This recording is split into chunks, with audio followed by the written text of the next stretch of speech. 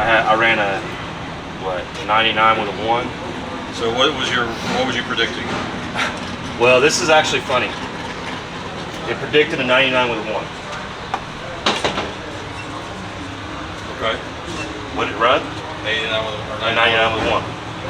Now I don't know because when I walked in here it was 99.1 with a 1.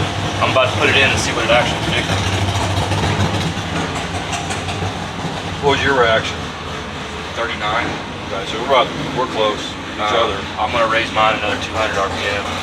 But I did not deep stage at all. I didn't like lunge in, I just barely lit.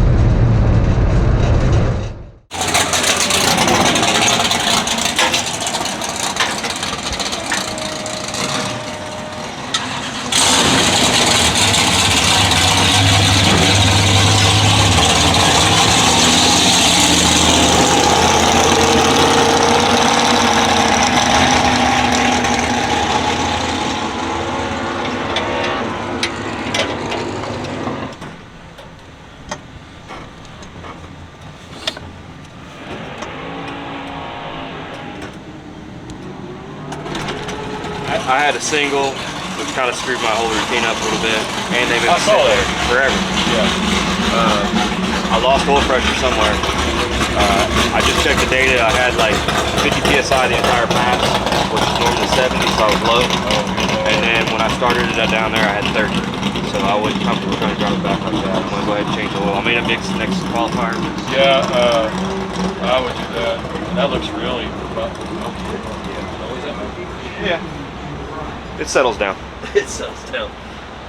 It is what it is. I would rather save the motor than... Yeah, you may have just gotten low on oil. Which is a bad thing. The good thing about the race pack, I have it set to where if it's less than 40, it triggers a warning. Yeah. And that's the only reason I even noticed it. Yeah. So, but my speed was, I had the same mile an hour than the last run.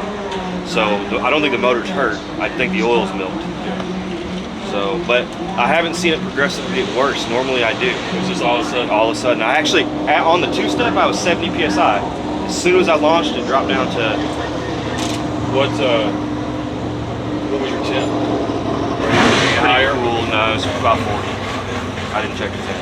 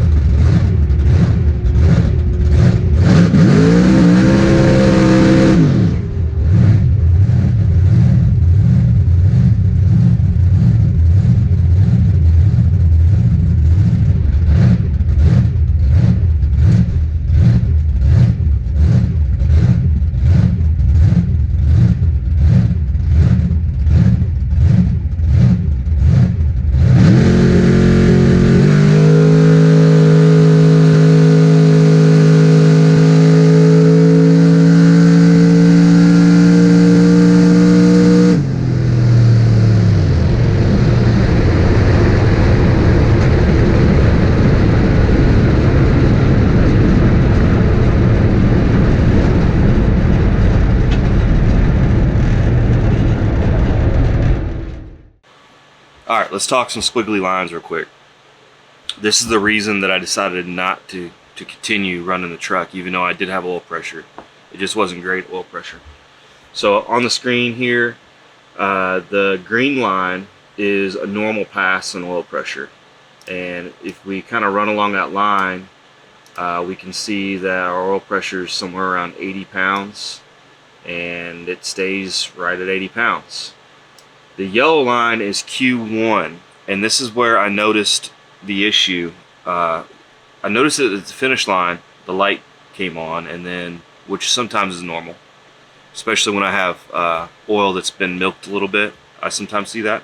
But when I refired it after I made the turn off, it would not go above 20 or 30 pounds without revving it. And you can see I'm on the trans brake right here, and then as soon as I come off the trans brake, this yellow line goes down to see here, 57 psi. So it goes from 73, 74 on the trans brake and dips down. Right here, dips down to 56-ish pounds, and it goes the remainder of the run like that, which again, probably is okay. It's not great. I'd like to see it stay at 70, but to me, that just indicated an issue. So we went back to the pits and then replaced the oil, thinking maybe the oil was milked up. The oil looked good, the filter looked good. So I thought, you know, it must be a sensor or something. So I went out there and did Q2,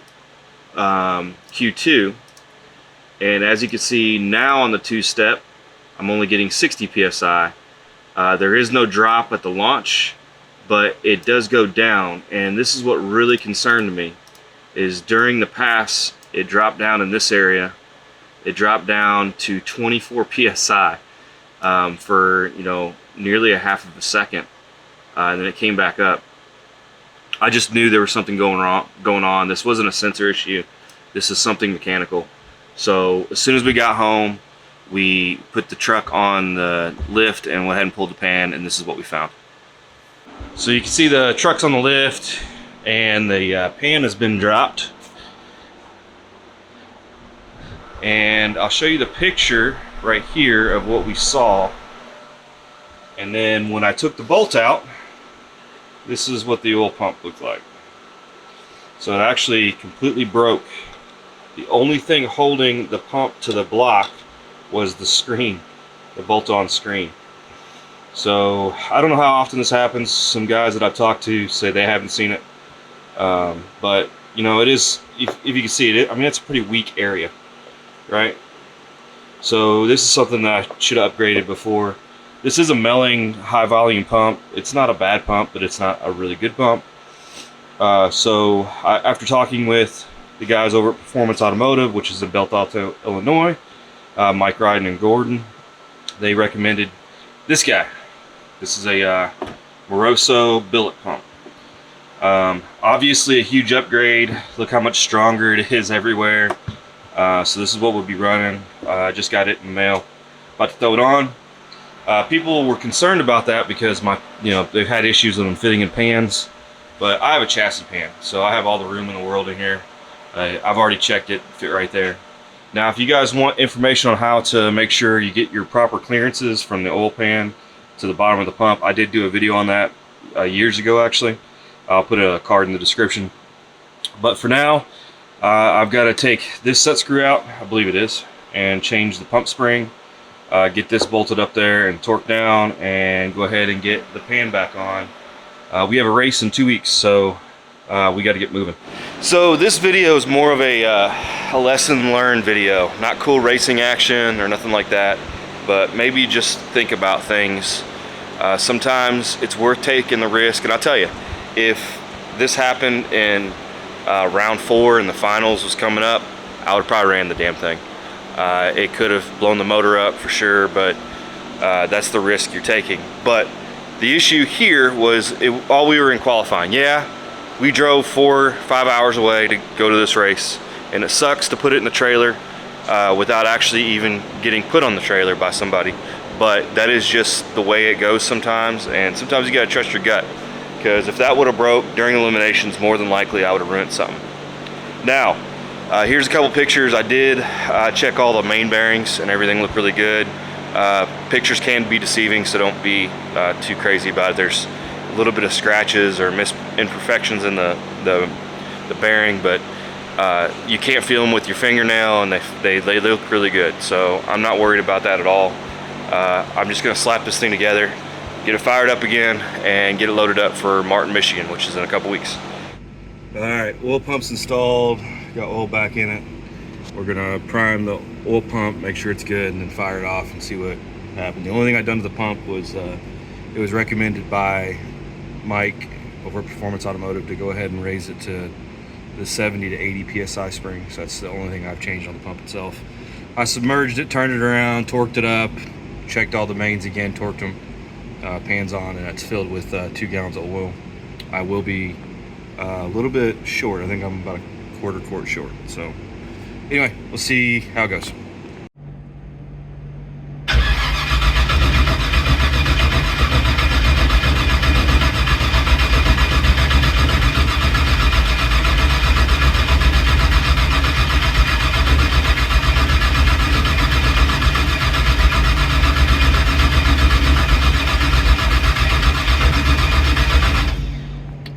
All right, looks like I got some oil pressure.